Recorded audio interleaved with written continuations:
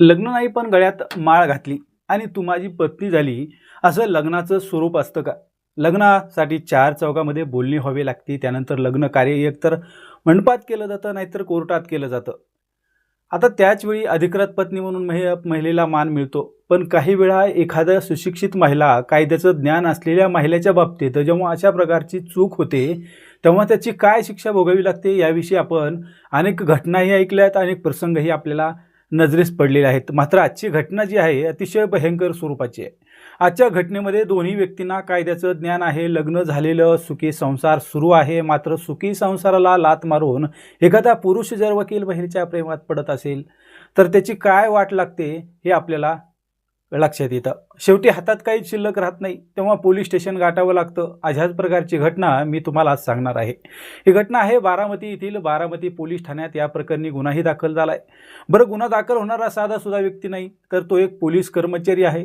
तर मित्रांनो, यामध्ये सत्य बाजू काय आहे तेच आपल्याला या व्हिडिओच्या माध्यमातून जाणून घ्यायचं आहे. नमस्कार, मी जनार्दन राऊत आणि तुम्ही पाहतात क्लिक टू न्यूज. मित्रांनो, घटना जरी खरी असली तरी आपण यामध्ये जे दोन्ही नावं घेतलेले आहेत ते काल्पनिक स्वरूपाचे आहेत. कारण हे प्रकरण न्यायालय प्रक्रियेमध्ये सध्या सुरू आहे, न्यायालयाचा भाग आहे. तर घटना सुरू होते बारामती शहरातून. न्यायालयात अक्षदा नावाची महिला गेल्या अनेक वर्षापासून न्यायालयात प्रॅक्टिस करते. कोर्ट म्हणजे येथे येणारे गुन्हेगार आणि वाद मिटवण्यासाठी येणारे लोक. आता अक्षदाची प्रॅक्टिस चांगल्या प्रकारे सुरू होती. काही वर्षापूर्वी तिचं लग्नही झालेलं, म्हणजे लग्नाच्यासाठी तयारी सुरू झालेली होती. सुखी संसार तिच्या आयुष्यात येणार होता.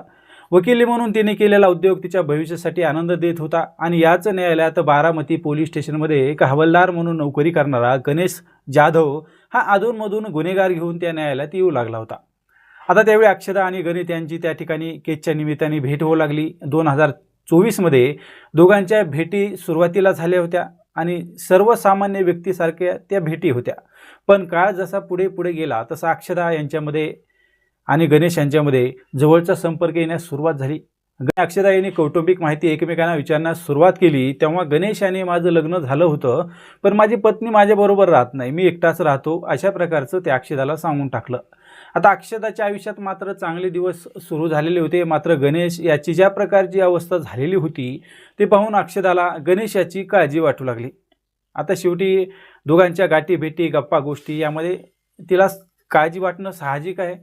मात्र पोलीसची नोकरी करत असताना पत्नीने सोडले का याची माहिती न घेता अक्षदाने गणेश याच्याशी संपर्क वाढवायला सुरुवात केली. आता दोघांनी एकमेकाचे मोबाईल नंबर घेतलेले होते. गणेशाला आधार देण्याच्या इराद्याने अक्षदाने त्याला मोबाईल चॅटिंग करायला सुरुवातही केली होती. आणि दोघांची चॅटिंग एवढीही वाढली की दोघांमध्ये चॅटिंगच्या माध्यमातून जवळीकता वाढायला सुरुवात झाली. गणेश हा गोडी गुलाबीने बोलून अक्षदाचं मन जिंकत होता, तर दुसऱ्या बाजूला गणेश आपली किती काळजी घेतोय याचा अक्षदाला भास होऊ लागला होता. म्हणजे प्रत्यक्षात तसं घडत होतं, तशी काळजी घेत होता. गणेश याच्यावर मन जडायला सुरुवात झाली. जर असा व्यक्ती जर आयुष्यात आला तर आयुष्य खूप सुंदर होईल असं तिला वाटू लागलं. गणेश पोलीस कर्मचारी तर अक्षदा ही वकील, त्यामुळे दोघांचे संबंध चांगले होऊ शकतात आणि भविष्यात पती पत्नी म्हणून ते दोघेही राहू शकतात. या भावनेनं अक्षदाने गणेश याच्यावर प्रेम करायला सुरुवात केली. आता गणेश याची सर्व पार्श्वभूमी माहिती असताना देखील अक्षदा ही त्याच्या प्रेमात पडलेली होती. गणेशालाही अक्षदाला जवळ करायचं होतं. त्यानुसार गणेश याने अक्षदाला एक दिवस बारामती येथील एका लॉजवर एकांत गप्पा मारायला बोलवलं. आता अक्षदा ही कोणत्याही प्रकारचा संकोच न करता बारामतीच्या लॉजवर गणेशला भेटायला गेली आणि त्या ठिकाणी दोघांच्या भेटी झाल्या. पण या ठिकाणी गणेश आणि अक्षदा हे एकमेकांना कंट्रोल करू शकले नाही आणि याच संधीचा फायदा घेत गणेश याने त्याच लॉजवर अक्षदाबरोबर संबंध प्रस्थापित केले. आता कायद्याचं ज्ञान असलेल्या अक्षदाने त्याला साथ कशी दिली असाही प्रश्न या ठिकाणी निर्माण होतो. आणि त्याच लॉजमध्ये गणेश याने मी तुला सोडणार नाही, माझी पत्नी म्हणून तुला समाजात मान देईल, अशा प्रकारे आश्वासन दिलं. भूलथापा त्या अक्षदाला सुरू केल्या. आता ज्यावेळेस अक्षदाचा त्याने विश्वास संपादन केला त्यावेळेस अक्षदा हिला देखील गणेश याच्याबरोबर लग्न करण्याचा विचार त्याच्या मनात होता.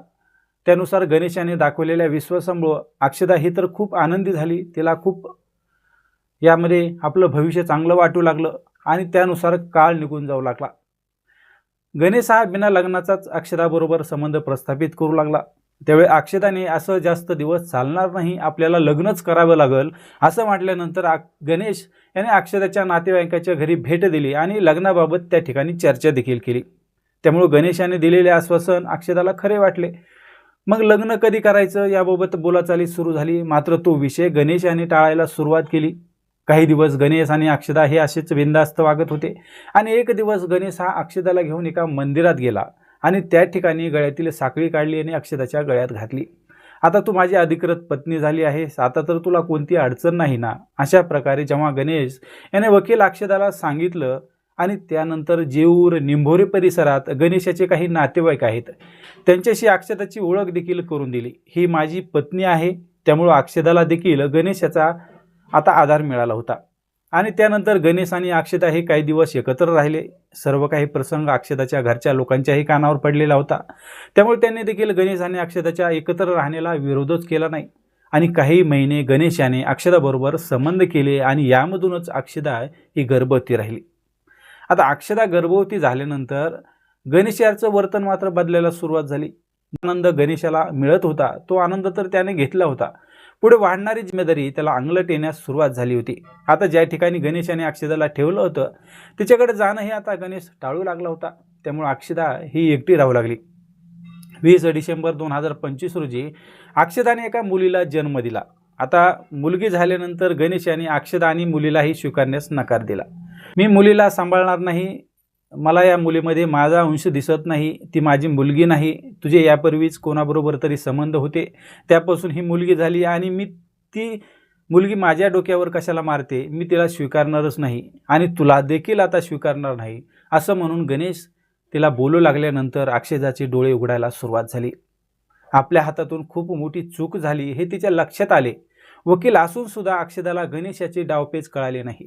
गणेश हा पत्नी म्हणून आपल्याला तिने स्वीकार केलेला, पण आता तो नकार का देतोय. त्यामुळे अक्षताने 27 जुलै 2026 रोजी बारामती पोलीस स्टेशन गाठले आणि त्या ठिकाणी जाऊन गणेश याने तिच्याबरोबर केलेल्या कारनाम्याचा त्या ठिकाणी पाडा वाचायला सुरुवात केली. बारामती पोलिसांनी अक्षताची फिर्याद लिहून घेतली. मात्र गणेश हा आता पुणे येथील खडकी येथे नोकरी करत असल्याचं समजलं. गणेश हा मूळ कुठला तर मूळ तो सोलापूर जिल्ह्यातील निंभोरे नावाचं गाव आहे त्या ठिकाणचा तो रहिवासी.